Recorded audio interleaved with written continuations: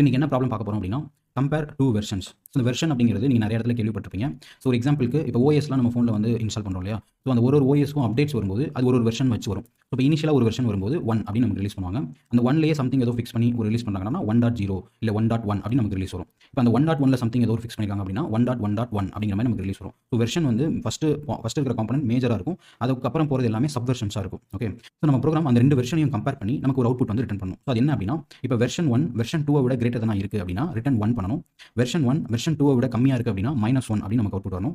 Version 1ம் version 2ம் சேமா தான் இருக்கு அப்படின்னா நமக்கு 0 அப்படின்னு நமக்கு அவுட்புட் வரணும். ஸோ ஒரு எக்ஸாம்பிள்ஸோட பார்க்கலாம். ஸோ இப்போ இந்த எக்ஸாம்பிள் பாருங்க. இந்த வெர்ஷன் 1 வந்து 1.0.1. ஸோ வெர்ஷன் 2 வந்து ஜஸ்ட் 1. ஸோ அப்போ வெர்ஷன் 1 வெர்ஷன் 2க்கு அப்புறம் தான் வந்திருக்கும். அப்போ அதுதான் கிரேட்டர். ஸோ அப்போ அவுட்புட் வந்து என்ன அப்படின்னா 1. ஸோ இந்த எக்ஸாம்பிள் பாருங்க. இதில் வெர்ஷன் 1 வந்து 7.5.2.4. வெர்ஷன் 2 வந்து 7.5.3. வெர்ஷன் 2 வந்து வெர்ஷன் 1க்கு அப்புறம் வந்திருக்கு. இப்போ வெர்ஷன் 1 வந்து வெர்ஷன் 2 விட கம்மி. அப்போ வந்து அது வந்து -1 அப்படின்னு நமக்கு அவுட்புட் வரும். இப்போ இந்த எக்ஸாம்பிள் பாருங்க. இதில் வெர்ஷன் 1ம் வெர்ஷன் 2ம் சேம்